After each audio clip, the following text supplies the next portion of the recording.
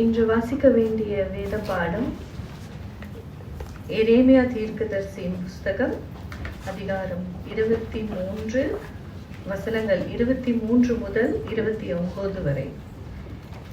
எரேமியா 23 முதல் 29 வரை.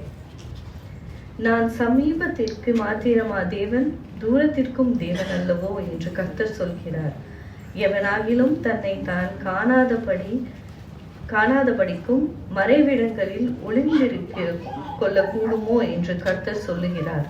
நான் வானத்தையும் பூமியையும் நிரப்புகிறவர் அல்லவோ என்று கர்த்தர் சொல்லுகிறார்.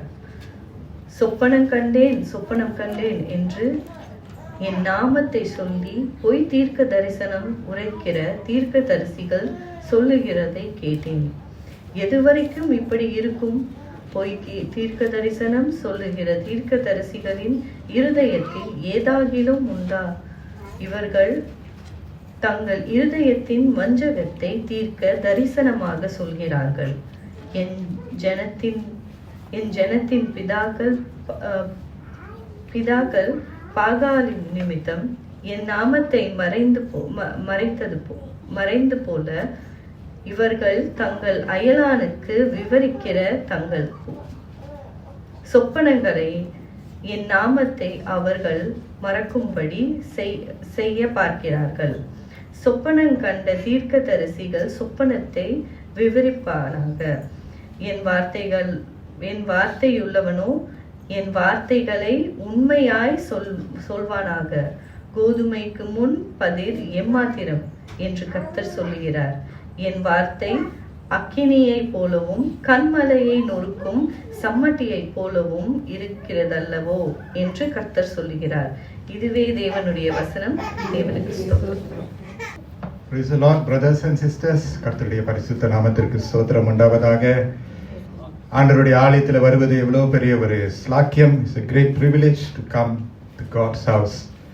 வேதத்தில் நாம் வாசிக்கிறோம், கர்த்தர் அவருடைய ஆடுகளாக இருக்கக்கூடிய நம்மை கர்த்தர் காலமாக தலைமுறையாக நம்மளை நடத்த அவருடைய தாசர்களை கர்த்தர் எழுப்புகிறதை நம் வேதத்தில் பார்க்கிறோம்.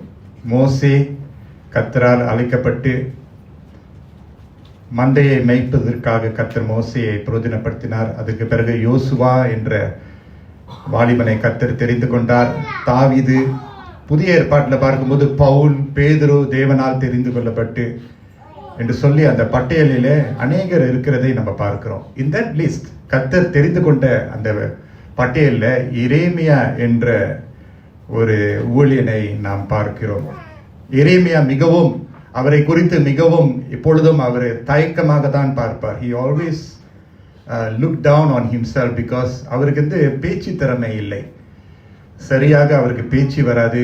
சரியாக அவரால் நடத்துறதுக்கான தலைமைத்துவ அந்த கிருபை அவருக்கு இல்லை போன்ற ஒரு உணர்வு அவருக்கு எப்பொழுதும் இருந்தது.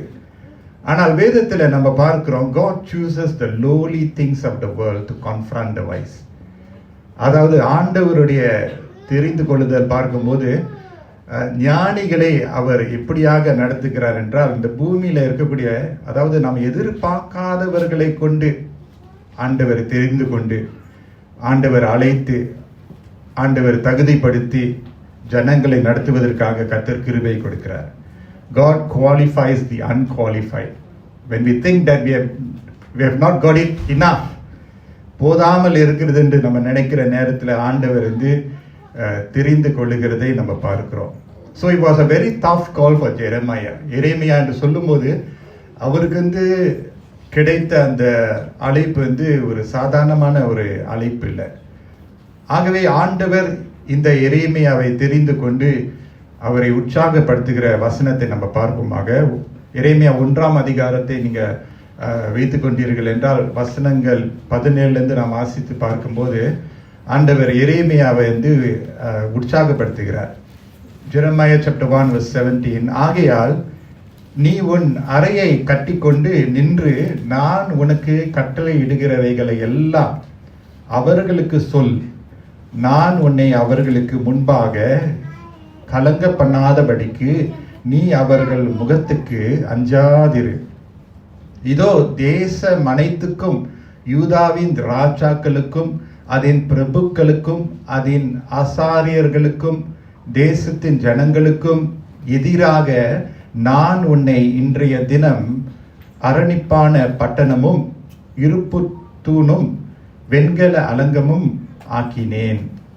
19ஆம் வசனம், அவர்கள் உனக்கு விரோதமாக யுத்தம் பண்ணுவார்கள், ஆனாலும் உன்னை மேற்கொள்ள மாட்டார்கள். உன்னை ரட்சிக்கும்படிக்கு நான் உன்னுடனே இருக்கிறேன் என்று கர்த்தர் சொல்லுகிறார்.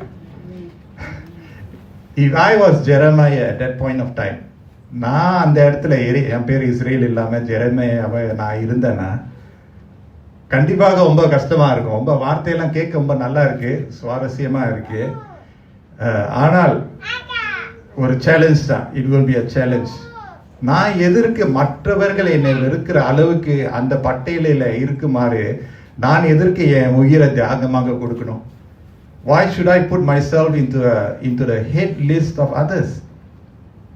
ஆனால் ஆண்டவர் ஜனங்களை நடத்துவதற்காக அவருடைய தீர்மானத்தின்படி அவர் தீர்மானம் பண்ணி எரேமியா அவர் தெரிந்து கொள்ளுகிறதை நம்ம பார்க்கிறோம். Jeremiah had to remain faithful to the Lord. அது உன்னதமான ஒரு அழைப்பு, ஜனங்களை நடத்த வேண்டிய ஒரு அழைப்பு, and not in easy context. ஒரு சுலபமான ஒரு சூழ்நிலையில எரேமியா அழைக்கப்படவில்லை. What do you do when it is an infamous place that God puts you? Infamous, it's tough grounds. ஆனால் எரேமியா கர்த்தர் தெரிந்து கொண்டதுனால அவர் உறுதியாக நின்றார். எரேமியா அந்த நாட்களிலே காணப்பட்ட அந்த தீர்க்க தரிசிகளை அவர் முகமுகமாக பார்த்து கர்த்தர் சொல்ற வார்த்தைகளை அவர் உரைக்க வேண்டியதா இருந்தது. அந்த நாட்களுடைய சூழ்நிலை மிகவும் மோசமாக இருந்தது. ஆசாரியர்கள் இருந்தார்கள், the priests were there. அதே சமயத்தில் கர்த்தருடைய வசனத்தை ஆவிக்குரிய வார்த்தைகளை கொண்டு வருவதற்காக தீர்க்க தரிசிகளும் இருந்தார்கள், ஆசாரியர்கள் இருந்தார்கள், the priests were there, at the same time the prophets were there. ஆனா என்ன பிரச்சனையா இருந்துச்சுன்னா, தீர்க்க தரிசிகளிலே நிறைய பேர் இருந்தாங்க. they were company of prophets. நிறைய தீர்க்க தரிசிகள் இருந்தார்கள். ஆனாலும் அந்த கூட்டத்தில் ஒரு சிலர் அவர்கள் கர்த்தருக்கு விரோதமாக செயல்பட்டு பொய் தீர்க்க தரிசனங்களை சொல்ல துணிச்சலாக இருந்தார்கள். There were good prophets of the day. அதே சமயத்தில் பொய் வார்த்தைகளை உச்சரிக்க அவர்கள் துணிச்சலாக காணப்பட்டார்கள். They camouflaged themselves with spiritual lies. அவர்களுக்கு கர்த்தருடைய நாமத்தை வீணாக செயல்பட அவர்களுக்கு ஒரு துணிச்சல் காணப்பட்டது என்று இந்த வேதத்தில் நம்ம பார்க்கிறோம்.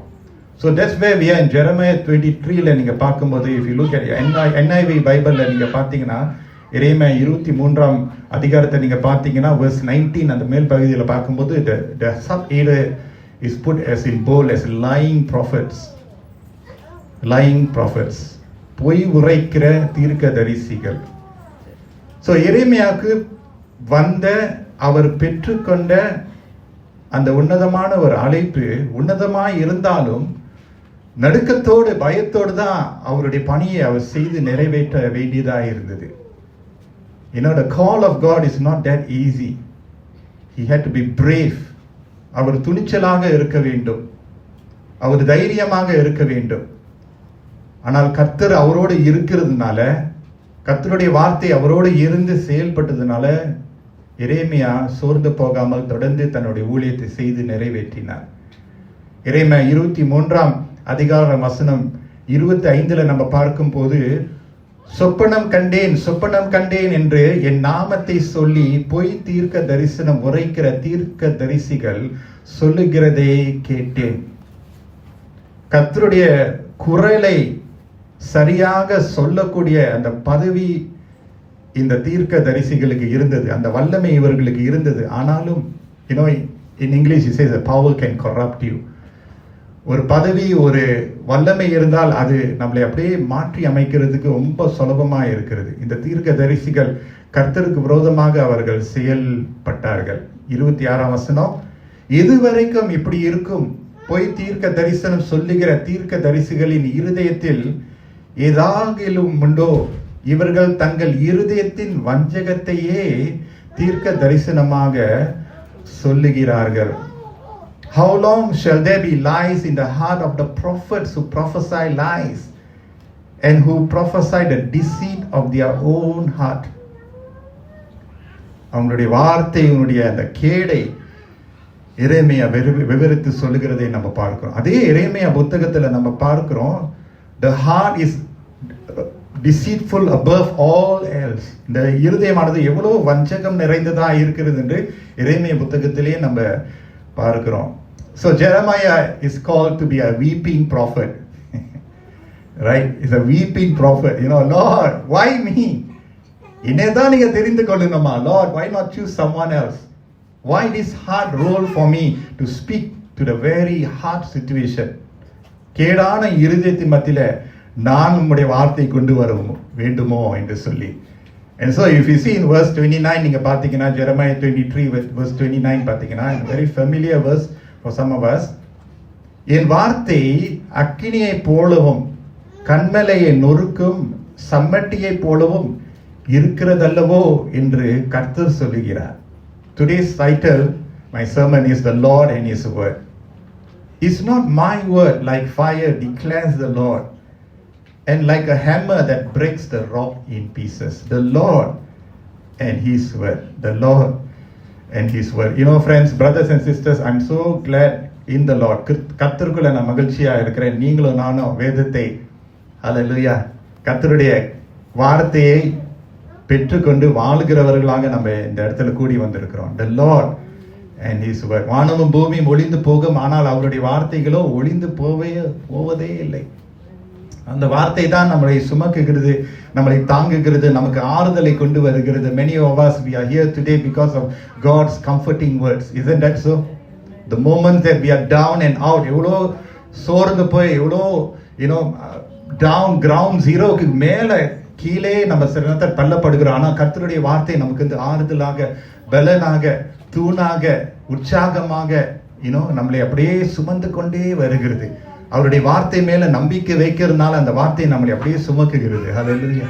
Whatever we lay the foundations of our walk with God in the word, கர்த்தர் நம்மளை சோர்வுக்குள்ள கடந்து செல்ல கர்த்தர் நம்மளை விட மாட்டார். Hallelujah. நம்மளை அப்படியே தூக்கி சுமப்பார். So இன்றைக்கு இந்த வசனத்தின்படி ரெண்டு காரியங்களை நம்ம பார்க்கிறோம். கர்த்தர் சொல்றாரு பாத்தீங்களா, the word and the Lord and His wordல பார்க்கும்போது ரெண்டு காரியங்களை இங்க நம்ம பார்க்கிறோம். என் வார்த்தை அக்கினியை போலவும், my word is like fire, is like fire. அக்கினியை போலவும், fire of the word. முதலாவது காரியம், fire of the word. எல்லா ஆண்களுக்கு, every boy, now we have grown up to be a man, now I'm grown up to be a man, right? Every boy when we are growing up, right, நம்ம பல காடிகள் நமக்கு வந்து வாங்கி கொடுப்பாங்கல்ல. காடினா தெரியல, காடி வண்டி சிங்கப்பூர்ல இருந்து காடின்னு சொல்லுவாங்க, சில இடத்துல இருந்து வண்டின்னு சொல்லுவாங்க. சரி, ரெண்டும் சேம் தான். காடி வாங்கி கொடுக்கும்போது என்ன வாங்குவோம்? போலீஸ் காடி வாங்கி கொடுப்போம், ரேசிங் காடி வாங்கி கொடுப்போம், ரிமோட் கண்ட்ரோல் வாங்கி கொடுப்போம். இல்லை, அதுல இருந்து என்ன ஒரு விசேஷம், I remember is the fire engine. Fire engine பார்க்கும்போது ரொம்ப சிறப்பாக இருக்கும். அந்த காடி வந்து நீங்கள் பின்னாடி எடுத்தீங்கன்னா விட்டிங்கன்னா போவோம். and then the fire engine, the siren, and then the ladder. இது சின்ன பிள்ளையா இருக்கும்போது, especially boys, you like to fiddle with all the toys, right? As a fire engine சொன்னா, you get the ladder out of it, and the ladderல இருக்கக்கூடிய அந்த fire engineல இருக்கக்கூடிய equipments இருக்கும், the helmet of the fireman, so it's ரொம்ப சுவாரஸ்யமாக இருக்கும். You deal with fire, and so the fire engine, right? இந்த கட்டடத்திலே நம்ம பார்க்கும்போது கூட ஃபயர் எக்ஸ்டிங்விஷர்ஸ் இந்த கட்டடத்தில் இருக்கிறது. இந்த சபையிலும் கூட ஃபயர் எக்ஸ்டிங்விஷர் இருக்கிறது. இது வந்து ரெகுலராக இன்ஸ்பெக்ட் பண்ணப்படுகிறது. ஓகே, அந்த ஃபயர் எக்ஸ்டிங்விஷர் வந்து எக்ஸ்பைரி டேட்டை பார்த்து make sure is all well kept, so that அந்த நெருப்பு வரும்போது அதை வந்து அணைப்பதற்கு வந்து சுலபமாக இருக்கும்னு சொல்லிட்டு அதனுடைய ட்ரில்ஸ் இருக்கு, ஃபயர் ட்ரில்ஸ் இருக்கு. All the things are laid in place so that when there is a fire, enough preparation is done. So fire ன்னு சொல்லும்போது, when you talk about அக்கினின்னு சொல்லும்போது, வேதத்துல நம்ம பார்க்கும்போது அக்கினின்னு சொல்லும்போது பரிசுத்த ஆவியானவருடைய அக்கினியை குறித்து சொல்லுகிறது. அது மட்டுமல்ல, நம்மளை சுத்திகரிக்கிற பரிசுத்த ஆவியானவராக இருக்கிறார், பரிசுத்தப்படுத்துகிற அக்கினியாகவே இருக்கிறார். when you look at metal, இரும்பு பார்க்கும்போது அந்த இரும்பு வந்து அங்க அக்னியிலே போட்டு அந்த இரும்புல காணப்படக்கூடிய all the impurities are removed because of the fire. high என்ன சொல்றது, intensity, அந்த ஃபயர் வந்து ஹை ஹீட்ல அவங்க போட்டு அந்த மெட்டல் வந்து மெல்ட் பண்ற அளவுக்கு அந்த இம்பியூரிட்டிஸ் வந்து எடுக்கப்படுகிறது. ஸோ இந்த நெருப்புன்னு சொல்லும்போது, இந்த அக்னின்னு சொல்லும்போது, okay, as much as fire, okay, spiritually பார்க்கும்போது ஆண்டவருடைய வார்த்தை நமக்கு வந்து அவருடைய பிரசன்னத்திலிருந்து அவருடைய வார்த்தை வந்து அக்னியாக கடந்து வருகிறது, அக்னியாக வருகிறது. இத்தனை பேர் நம்புறீங்க இந்த வார்த்தை வந்து as much as is comfort giving, it is life giving. but இன்றைக்கு the fire of the word, from the consuming fire of the wrath of God to the refining fire that purifies our heart. இந்த அக்னி என்ன செய்கிறது, நம்முடைய இருதயத்தை அது சுத்திகரிக்கிறது. ஆமென் சொல்லுமா? this fire of the word purifies our heart. இந்த இருதயத்தை வந்து சவுக்காரத்தினால நம்ம கழுவ முடியாது. குளிக்கும் போது நம்ம சவுக்காரத்தை பயன்படுத்துறோம். that's what the Bible says, right? அந்த சவுக்காரத்தை நம்ம பயன்படுத்துறோம். நிறைய விதவிதமான பிராண்ட் இருக்கு. ஆனா இந்த இருதயத்தை, இந்த ஹார்ட்டை வந்து ரிஃபைன் பண்றதுக்கு வந்து ஒரு மனுஷனால கூடாது. no man can refine the heart, only the word of God. அந்த வார்த்தை எப்படி வருதுன்னா அக்கினியாக வருகிறது, அக்கினியாக வருது. அதனாலதான் அது அதுல ஒரு வல்லமை இருக்கிறது. பழைய ஏற்பாட்டில் நம்ம பார்க்கும்போது ஆண்டவருடைய அக்கினின்னு சொல்லும்போது ஆண்டவருடைய பரிசுத்தம், அவருடைய நியாய தீர்ப்பு என்று நம்ம பார்க்கிறோம். ஆண்டவர் வந்து மோசே இடத்துல தோன்றும் போது யாத்ராமம் 3:2 நம்ம பார்க்கும்போது அந்த பேர்னிங் புஷ், ஓகே, அந்த பேர்னிங் புஷ்ல இருந்து மோசே அங்க காணப்படுகிறார். தேவனுடைய பிரசனம் அங்க இருக்கிறது. அந்த முச்செடி வந்து அது எரிகிறது, ஆனால் அது மேற்கொள்ளப்படவில்லை. The bush is burning but it is not consumed. ஆண்டவருடைய பிரசனம் அங்க இருக்கிறதை நம்ம பார்க்கிறோம்.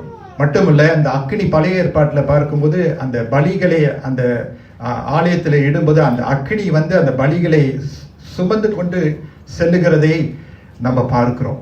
இன்னொரு காரியத்தை பார்க்கும்போது சோதம் கோமாராவை ஆண்டவர் அழிக்கும் போது அக்னியினாலே அவர் அழிக்கிறதை நம்ம பார்க்கிறோம். God rained down fire on Sodom and Gomorrah.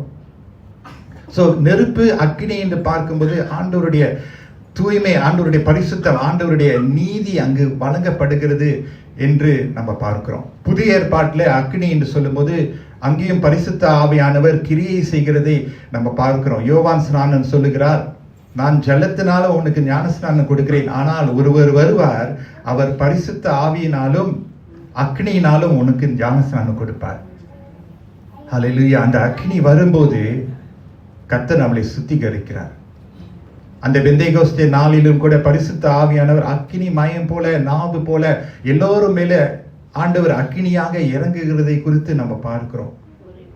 So இந்த ஃபயர், இந்த அக்னி என்று சொல்லும்போது ஆண்டவர் நம்மளை தூய்மைப்படுத்துகிறார், நம்மளை சரிப்படுத்துகிறார், நம்மளை அப்படியே பக்குவப்படுத்துகிறார். There's a burning sensation when the word is delivered.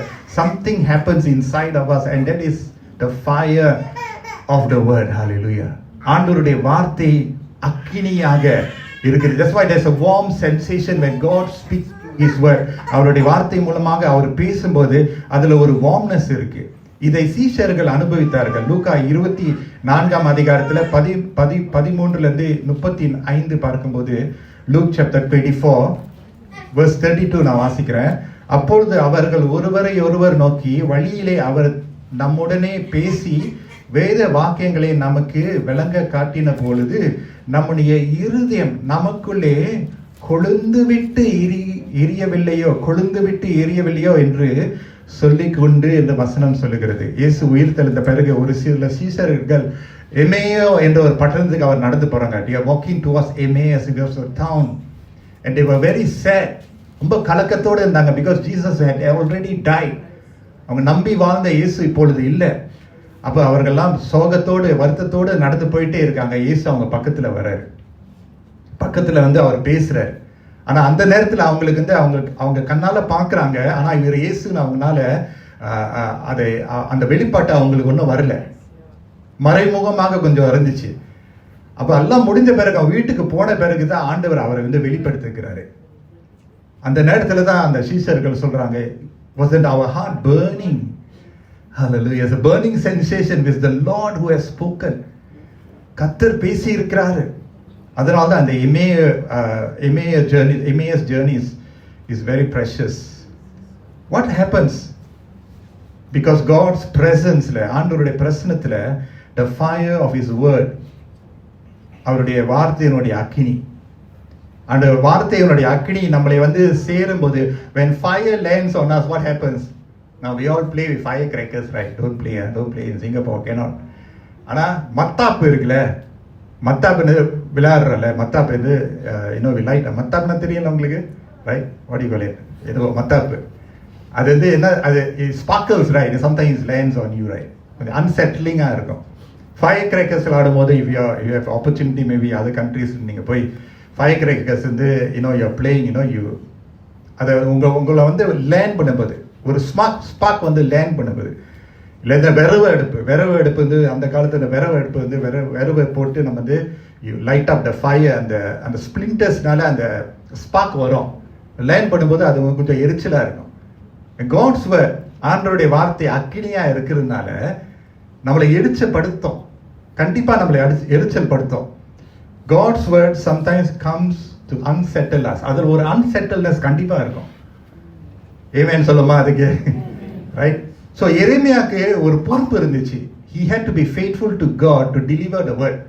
ஏன்னா தீர்க்க தரிசிகள் அவங்க வந்து பொய் தீர்க்க தரிசனங்களை சொல்லி ஜனங்களை வஞ்சகம் பண்ணினார்கள். ஆனால் ஆண்டவரோ எரேமியாவுக்கு தன்னுடைய வார்த்தையை கொடுத்ததுனால அந்த வார்த்தையை அவன் தனக்குள்ளே வைத்துக் கொள்ள முடியாது. He cannot keep the word to himself because the word is truth. அந்த வார்த்தை சத்தியமா இருக்கிறதுனால, அந்த வார்த்தையை அவர் சொல்றதுனால ஜனங்களுக்கு மெய்யான ஒரு விடுதலை வருகிறது. It's a heavy responsibility that he was carrying on his shoulders because God's word was like fire. அந்த வார்த்தை அவன் ரிலீஸ் போடும்போது ஜனங்களுக்கு அன்செட்டில் ஆகுது. ஆனால் அந்த வார்த்தை நல்ல நடத்துல விழுந்ததுனால அது பல நல்ல கனிகளை கொண்டு வந்து சேர்க்கிறது. God's word is meant to unsettle us. It will unsettle us. ஆனா எதற்காக? கனி தரும் மரங்களாக பாடணும் தானே? ஹல்லேலூயா. கனி தரும் மரங்களாக செயல்பட கர்த்தர் சன்னத்துல நம்முடைய அஸ்திபாரத்தை அப்படியே அசைப்பார். கொஞ்ச நேரம் அசைப்பார். நம்முடைய பிலீவ்ஸை அசைப்பார். நம்முடைய தீர்மானங்களை அசைப்பார். நம்ம எது மேல நம்மளுடைய நம்பிக்கை வைத்திருக்கிறோம் அவர் அசைப்பார். எதற்காக அசைப்பார் என்றால், முற்றிலுமாக விழுந்து நாசப்படுத்துவதற்காக கர்த்தர் நம்மளை அசைப்பதில்லை. ஆனால் நம் மடிந்து போகாதபடி கனி கொடுக்கிற மரங்களாக விளங்க கர்த்தர் நம்மளை ஒரு அசைக்குள்ள கொண்டு வருவார். ஆமென். That is why the word, it is like a fire. It is like a fire. And this is good fire. நல்ல அக்கினி. Hallelujah. நல்ல அக்கினி. God's word is authoritative and we need that fire to burn within us, to remove all the impurities. அந்த தகாத காரியங்கள் எல்லாம் என்னுடைய வாழ்க்கையிலிருந்து, என்னுடைய இருதயத்திலிருந்து, என்னுடைய பார்வையிலிருந்து, என்னுடைய சிந்தையிலிருந்து, ஆண்டவரே, Lord, let your word come and completely cleanse me, Lord, சொல்லி நம்ம ஒப்பு கொடுக்கும்போது ஆண்டவர் செயல்படுவார். Hallelujah.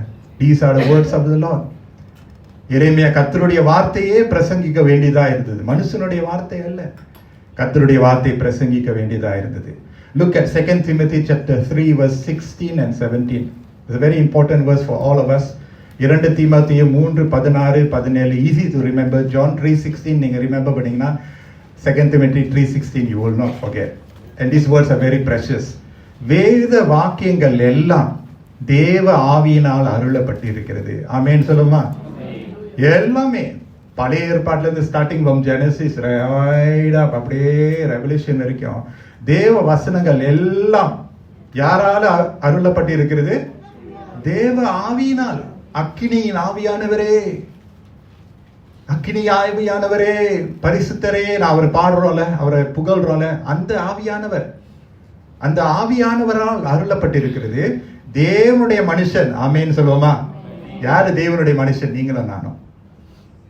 So that the man of God, you and I, தேவனுடைய மனுஷன், தேவ ஆவியானவர் வார்த்தையை கொண்டு தேவனுடைய மனுஷன் எதற்காக? தேறினவனாகவும் that the man of God, you and I, they will be equipped thoroughly.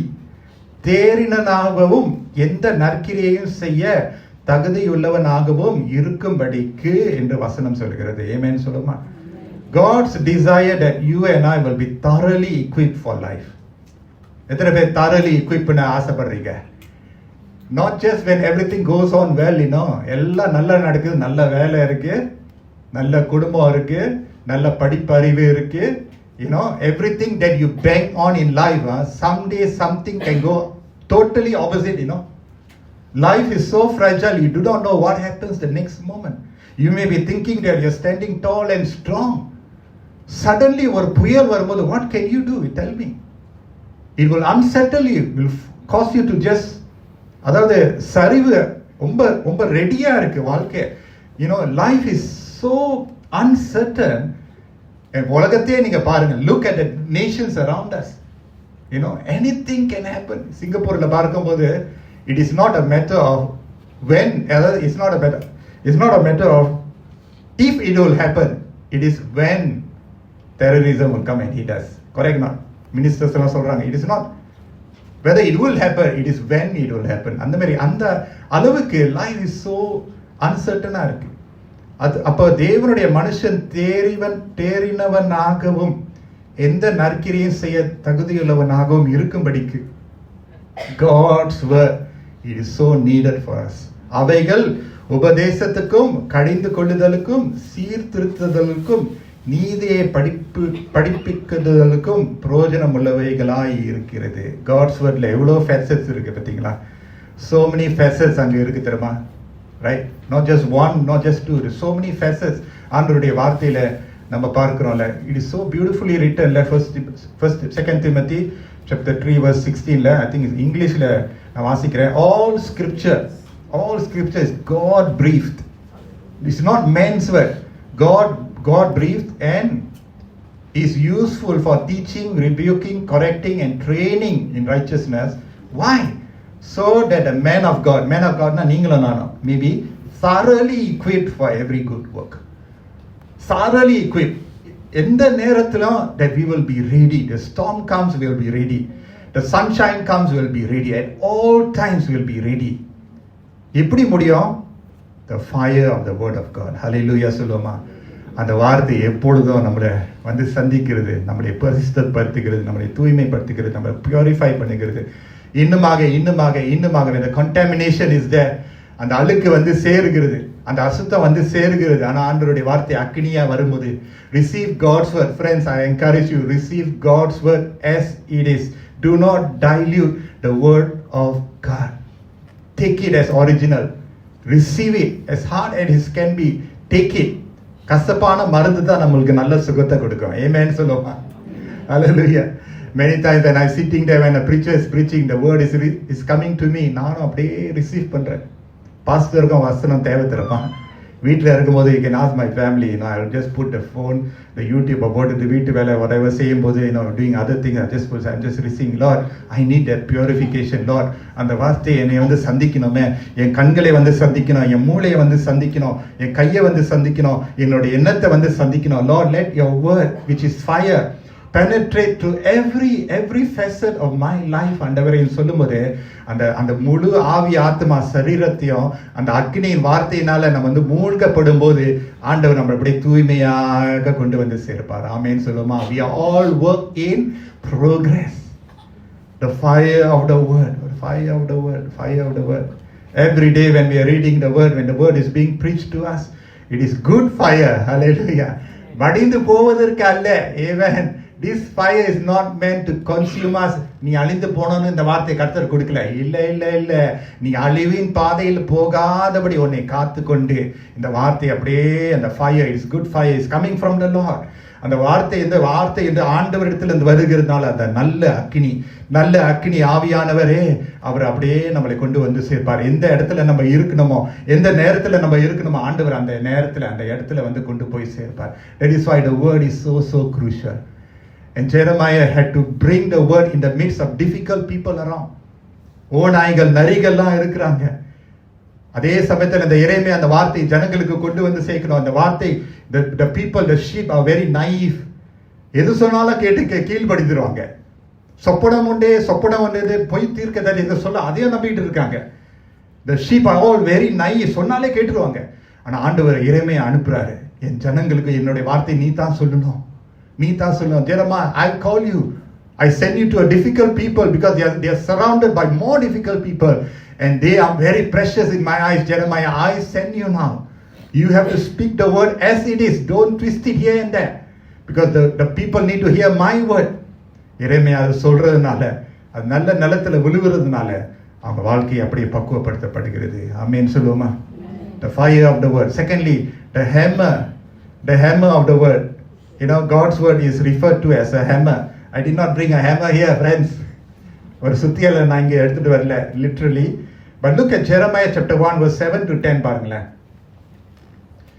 ஆண்டவர் ஜெரேமியாட்ட சொல்றாரு பாருங்க. இன்னும் இதெல்லாம் வாசிக்கும் போது ரொம்ப நடுக்கமா தான் இருக்கு. Jeremiah chapter 1 verse 7 to 10 நீங்க பாத்தீங்கன்னா, the Lord who calls Jeremiah, you know what he told to Jeremiah? ஆனாலும் கர்த்தர், நான் சிறு பிள்ளை என்று நீ சொல்லாதே. Jeremiah was saying, I'm a small child, I do not know how to talk, I look down on myself. Jeremiah சொல்றாரு, நான் உன்னை அனுப்புகிற எல்லாரிடத்துல நீ போய். ஆண்டவர் எரேமியாட்ட சொல்றாரு, நீ எல்லார்ட்டையும் போகணும். நீ ஒரு ஆள்கிட்ட மட்டும் போகக்கூடாது, ஒரு பிள்ளை கிட்ட மட்டும் போகக்கூடாது, ஒரு பெரியவர் மட்டும் போகக்கூடாது, ஒரு வாலிபர் மட்டும் போகக்கூடாது, எல்லா ஜனத்தாரிடத்துல நீ போகணும். நான் உன்னை அனுப்புகிற எல்லாரிடத்துல நீ போய் நான் உனக்கு கட்டளை இடுகிறவைகளை எல்லாம் நீ பேசுவாயாக. இது எப்படி இருக்கு? நீ எங்க போறன்னு நான் சொல்லுவேன், நீ யார்கிட்ட பேசணும் நான் சொல்லுவேன், நீ என்ன பேசணும் நான் சொல்லுவேன்.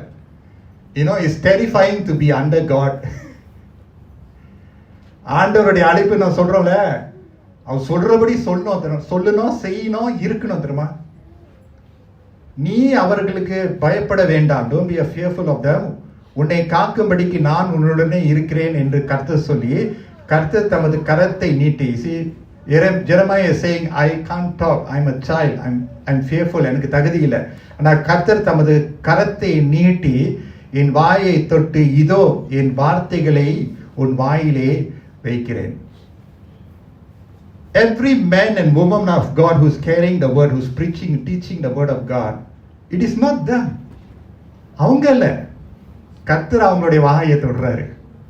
கர்த்தர் அவங்ககிட்ட சொல்றாரு, நீ இதுதான் நீ சொல்லணும், என் வார்த்தையை நீ அசைக்காம, மறைவு இல்லாம, அவங்களை பிரியப்படுத்தி நீ சொல்லக்கூடாதுப்பா, நான் சொல்றபடியே நீ சொல்லணும். Jeremiah, you know how tough that is? It is easier to dilute the word of God, friends, I can tell you. It is easier to dilute the word. ஆனா எரேமியா அதை செய்யக்கூடாது, நீ அதை செய்யக்கூடாது. My people are very precious. உன்னை விட உன்னையும் சேர்த்து என் ஜனங்கள் ரொம்ப முக்கியம். ஏன்னா நீனும் அவங்கள ஒருவர் தான் இருக்கிற. அல்லேலூயா சொல்லுமா? பார் 10ஆம் வசனம். I'm at Jeremiah chapter 1 verse 10. If you just follow with me, you can see how a difficult task it was for Jeremiah. 10ஆம் வசனம் பாருங்க. பார், ஆண்டவர் பார்க்க சொல்றாரு, பார், பிடுங்கவும், இடிக்கவும், அழிக்கவும், அவிழ்க்கவும், கட்டவும், நாட்டவும் உன்னை நான் இன்றைய தினம் ஜாதிகளின் மேல், ராஜ்யங்களின் மேலும் ஏற்படுத்தினேன் என்று கர்த்தர் என்னுடனே சொன்னார். My God, quite scary. See, today I appoint you over nations and kingdoms to uproot and tear down, to destroy and overthrow, to build and to plant. Oh my God. Oh my Lord. Friends, all of us, Eniya Sethuda, we must thank God for preachers and priests and prophets who choose to not dilute the word of the Lord. Are you thankful to the ones who bring the word of God to you? Are you thankful? Please be thankful. I'm not talking about myself. I'm talking about the office of the preacher, office of the priest, office of the prophet. நேர்மையாக, உத்தமமாக, கர்த்தருடைய வார்த்தை அசைவு இல்லாம, தங்களுடைய நலத்திற்காக, அவங்களுக்கு நல்ல பேரை வாங்குறதுக்காக வசனத்தை கொண்டு வராம, கர்த்தருக்கு நல்ல பேரை வாங்குற பிரசங்கியாளர்கள் இருக்க வேண்டும் என்று நம்ம ஜெபிக்கணும். அப்படிப்பட்டவர்கள் மத்தியில அவங்களுக்காக என்ன சொல்றது, அவங்களுக்காக ஜெபிக்கணும். Because I can tell you it's a very scary job. scary job. Even Moses, look at Moses. ஆண்டவர் வந்து மோசையை தெரிந்து கொள்றார். மோசே சொல்றாரு, என்ன திக்குவாயன், என்னை விட என் சகோதரன் இருக்காரு, Aaron is better than me. But you know what? God chose Moses. அவன் திக்குவாயனா இருந்தாலும் நான் சொன்னதை அவன் செய்வான். அவனுக்கு பிழை இருந்துச்சு, குறைவுகள் இருந்துச்சு. He faltered at some points. Nevertheless, he was courageous enough to lead the people of Israel. இஸ்ரவேல் ஜனத்தை நடத்துறதுக்கு எவ்வளோ கஷ்டப்பட்டிருப்பாரு மோசே. ரொம்ப கஷ்டப்பட்டார். அவ்வளோ கஷ்டப்பட்டோம். This is one of the things I struggle with God. Do you know your pastor also struggles with God? You can struggle with God. யாக்கோபு தேவனோடு சஞ்சரித்தார், அவர் போராட்டம் பண்ணினார். Not struggle to shame him, adilla, but struggle, talk to him. I struggle with God when it comes to Moses, because மோசே எவ்வளோ கஷ்டப்பட்டு கஷ்ட நஷ்டத்திலையும் எகிப்து தேசத்திலிருந்து தன்னுடைய உயிரை பலியாக கொடுத்து standing in the gap for the people of Israel. எகிப்தில் எவ்வளோ பாடுபட்டாங்க. அப்படியே பிரயாணத்தில் கொண்டு வந்து கானான் தேசத்துக்கு கொண்டு போறது நேரத்தில் எல்லாரும் முழுவுறுப்ப ஆரம்பிக்கிறாங்க, எதிர்க்க ஆரம்பிக்கிறாங்க, கேள்வி கேட்க ஆரம்பிக்கிறாங்க. மோசை குறித்து வாசிக்கும் போது யோசிப்பேன், என்னடா இது ஆண்டவரே, அவன் எவ்வளோ கஷ்டப்பட்டு செய்கிறானே, அவங்க வார்த்தையை தானே பிரசங்கிக்கிறான், ஜனங்களை தான் நடத்துகிறான். ஆனால் the worst part that I felt was difficult for me to absorb was that ஆண்டவர் மோசையிட்ட சொல்கிறாரு, நீ நேபு மலை, சீயோன் மலை நம்மளுக்கு தெரியும். சீயோன் மலையில தான் ஆண்டவர் வந்து மோசைக்கு வந்து அந்த கட்டளைகளை கொடுக்குறாரு, கரெக்ட், 10 commandments. ஆனால் இன்னொரு மலை நீங்கள் மறந்துடாதீங்க, நீபோ. For me that is, அது கண்ணு கலங்க வச்சிடும். நீபோ மலை கண்ணு கலங்க வச்சிடணும். Because God, even though God used Moses, but அவனுடைய 1-2 பிழையினால அவன் வந்து கானான் தேசத்தை கால் எடுத்து வைக்க முடியல, தூரத்திலிருந்து பார்க்க தான் முடிஞ்சிச்சு. Mount Nebo was so difficult for me to read about. அவன் மலை மேலே ஏறுறான், ஆனால் ஆண்டவர் சொல்றாரு, நீ உன்னால பார்க்க தான் முடியும், நீ உட்பிரவேசிக்க முடியாது. How painful can it be? But nevertheless, Moses did his best. ஆண்டவர் எனக்கு பிரியமான தாசன் மோசையை அவர் தான் அடக்கம் பண்ற அளவுக்கு ஆண்டவர் மோசையை தெரிந்து கொண்டார். What I'm trying to say here is that ஒரு உன்னதமான ஒரு பொறுப்பு கர்த்தர் தன்னுடைய தாசங்களுக்கு கொடுக்கிறார். அந்த வார்த்தை அக்னியாக கொண்டு வருவதற்காக மட்டுமல்ல, சம்மட்டியாக கொண்டு வருவதற்காக. The word, அதனால பார், பிடுங்கவும் இடுக்கவும். Sometimes it is the responsibility of the man of God or woman of God to bring the word as a hammer. ஒரு சுத்தியல் போல அந்த வார்த்தை வருகிறது. It's a hammer. It's hammer time. அந்த வார்த்தை ஒரு ஹேமரா ரொம்ப கடுமையாக வருகிறது. அது உடைக்கிறதுக்கு வருகிறது. எது? நம்முடைய பெருமையை உடைக்கிறதுக்காக, நம்முடைய எதிர்ப்புகளை உடைக்கிறதுக்காக, நம்முடைய பாவ கிரியைகளை உடைக்கிறதுக்காக இந்த வார்த்தை வருகிறது, சம்மட்டியாக வருகிறது. And the man or woman who brings the hammer of the God's word is not easy. He himself is hammered by the enemy, Every true man or woman of God is hammered by the enemy. வார்த்தையை சரியாக கொண்டு வரவங்களுக்கு எவ்வளோ எதிர்ப்பு தருமா, ஆவிக்குரிய போராட்டம் அப்படியே சுத்திக்கிட்டே இருக்கும். Do you know your pastor faces the enemy? நீங்க நினைக்கலாம் எனக்கு எவ்வளோ சத்ரு இருக்காங்க. நான் சொல்றேன் உங்ககிட்ட, இந்த வார்த்தை உண்மையாக கொண்டு வருகிறவர்களுடைய எதிர்ப்பு, பிசாசானுடைய எதிர்ப்பு சுத்திலும் இருக்கும். நீ cross, you shortcut the word and you give so that they will be happy with you. அந்த எதிர்ப்பு அப்படியே பிசாசன் அப்படியே மடிந்து போவதற்கு அப்படியே சுத்தில வந்துட்டு இருப்பான். My wife knows how much a spiritual battle it is to bring only ஒரு வார்த்தை கொண்டு வரதுக்கு எவ்வளவோ பேட்டல்ஸ் இருக்கு. ஏன் தெரியுமா? இந்த வார்த்தை சுத்தியலாக எதுக்கு வருது? Why does the word of God comes as a hammer? Because God comes to not to hammer us so that we will die. He hammer us and he remolds us. Amen. So அவர் ஆண்டவர் நம்மளை மடிந்து கொள்வதற்காக சுத்தியலை நம்மளை எடுத்து நம்மளை அடிக்கிறதுக்காக இந்த வார்த்தை கொண்டு வரவில்லை. குயவன் கையில் களிமண்ணாக நம்ம வரும்போது அந்த களிமண் வந்து களிமண்ணாகவே இருக்கணும். என்ன சொல்றது? ஹார்டன் ஆயிடக்கூடாது, சாஃப்டா இருக்கணும். அதனால தான் ஆண்டவர் சின்னத்துல இந்த வார்த்தையை கொடுத்து சம்மட்டியாக வந்து உடைப்பதற்காக. அது உடைக்கப்படும் போது ஆண்டவர் நம்மளை கெடுதிப்படுத்துவதற்காக அவர் செயல்பட மாட்டார். when we allow God to work at areas we cannot work on ourselves. We cannot work on ourselves. I can do it, pastor சொல்லிராங்க. No, you cannot. God can do it. ஆண்டவரால தான் அந்த சுத்தியல், அந்த வார்த்தை, the hammer of the word of God, ஆண்டவருடைய வார்த்தை ஒரு சுத்தியலாக வருகிறது. So it was very tough for Jeremiah, surrounded by false prophets, surrounded by false teaching, and he had to stand sometimes alone to bring the word as a hammer. Straight அவன் கொண்டு வரணும். அவன் கொண்டு வந்தா தான் அந்த ஜனங்கள் பிழைக்க முடியும்.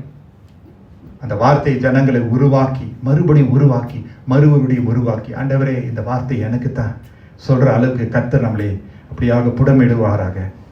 இன்னும் ஒரு வசனத்தை கொடுத்து நான் ஜெபிக்க போகிறேன். எபிரேயர் 4:12 பாருங்களேன். Hebrews chapter 4 verse 12. Look at what the word of God is for us. Hebrews chapter 4 verse 12 நீங்க பார்க்கும்போது, தேவனுடைய வார்த்தையானது ஜீவனும் வல்லமையும் உள்ளதாயும் இருபுறமும் கருக்குள்ள எந்த பட்டயத்திலும் கருக்கானதாயும் ஆத்துமாவை ஆவியையும் கணுக்களையும் ஊனையும் பிரிக்கத்தக்கதாக உருவ குத்துகிறதாயும்.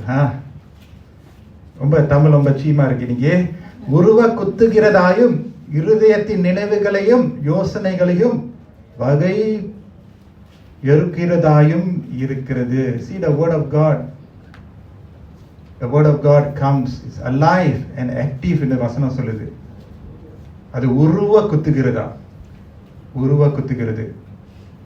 4 verse 12. For the word of the Lord is alive and active. Amen சொல்லுமா? Praise the Lord. The word of the Lord is alive and active, sharper than any double-edged sword. It penetrates even to dividing soul and spirit, joints and marrow. It judges the thoughts and entities of the heart. Hallelujah.